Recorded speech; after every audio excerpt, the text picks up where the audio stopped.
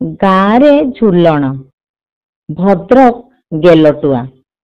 ଝୁଲାରେ ଝୁଲିବେ ରାଧା ଗୋବିନ୍ଦ, କୁଞ୍ଜ ମନୋହର ମନ ଆନନ୍ଦ। ଝୁଲାରେ ଝୁଲିବେ ରାଧା ଗୋବିନ୍ଦ, କୁଞ୍ଜ ମନୋହର ମନ ଆନନ୍ଦ। ଶ୍ରାବଣ ମାସ ଆରମ୍ଭ ହେଲେ ବାପାଙ୍କ ଗୋଡ଼ ପଡ଼େ 3 ପାଦ ଆଗରେ। ତାଙ୍କୁ ଚାଲି ଦେଖି ବୋଉ କୁହନ୍ତି, ବୁଢ଼ା ହେଲଣି, ଏମିତି ହୁଅନା। ଗାଁକୁ ଯିବ, ରାତି ଅନିଦ୍ରା ହେବ, ପଞ୍ଚାମୃତ ବି ଦେହ ମୁହଁ ଫୁଲେଇ ଆସିବ, ଆଉ ମୋ ଛୁଆଙ୍କୁ ହଇରାଣ କରିବ। ହେଲେ ବୋଉଙ୍କ କଥାକୁ ବାପା କର୍ଣ୍ଣପାତ ଦିଅନ୍ତିନି। ବାହାରି ପଡ଼ନ୍ତି ଘରୁ। ଜନ୍ମ ମାଟି ଗ୍ରାମ ଅଭିମୁଖେ। କେମିତି ନ ବାହାରିବେ ଯେ? ଯେଉଁ ମାଟି ପାଣି ପବନରେ ତାଙ୍କ ଶରୀର ଗଢ଼ା।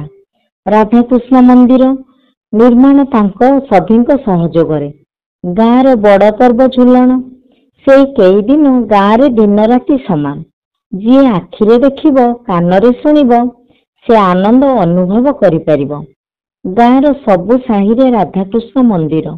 ବ୍ରାହ୍ମଣ ସାହି, ମହାନ୍ତି ସାହି, ଖଣ୍ଡିଆ ସାହି ଆଉ ଉପର ସାହି।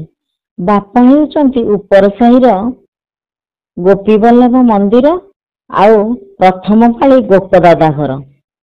ଦ୍ୱିତୀୟ ପାଳି ବାପାଙ୍କର।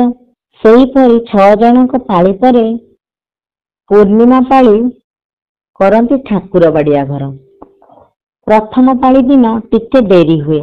ସାଜସଜା ନେଇ କୁଞ୍ଜ ଆଲୋକମାଳା ତା ସହ ସଭିଏ ବିଲବାଡ଼ି କାମ ସାରି କୀର୍ତ୍ତନରେ ଯୋଗ ଦିଅନ୍ତି। ପ୍ରଭୁଙ୍କ ଆଳତି ପରେ କୀର୍ତ୍ତନ ଆରମ୍ଭ। ଉଦଣ୍ଡ କୀର୍ତ୍ତନ।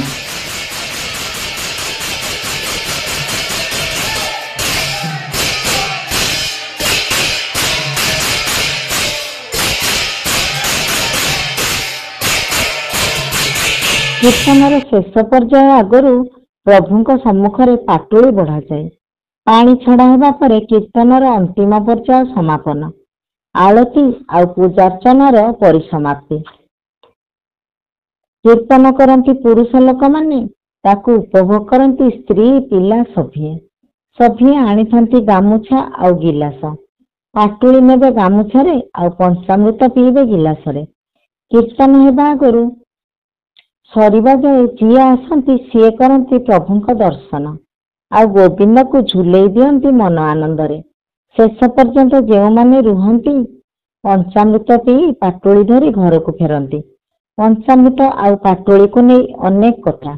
ଏସବୁ କରନ୍ତି ପାଳି ଦେଉଥିବା ପରିବାର।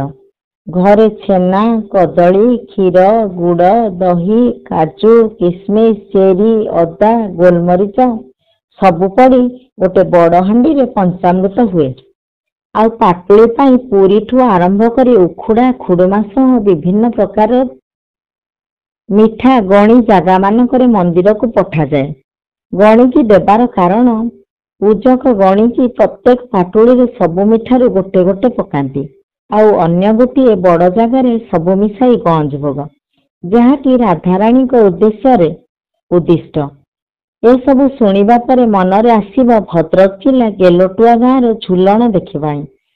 ଆଉ ଥରେ ଯଦି ସେ ନଦିଆ କୀର୍ତ୍ତନର ତାଳେ ତାଳେ ଉଦଣ୍ଡତା ଦେଖିବେ, ଇଚ୍ଛା ହେବ ସବୁ ବର୍ଷ ଦେଖନ୍ତି କି? ଉଦଣ୍ଡ କୀର୍ତ୍ତନ ଦେଖି ମନ ଆନନ୍ଦ, ଝୁଲାରେ ଝୁଲୁଥାନ୍ତି ରାଧା ଗୋବିନ୍ଦ।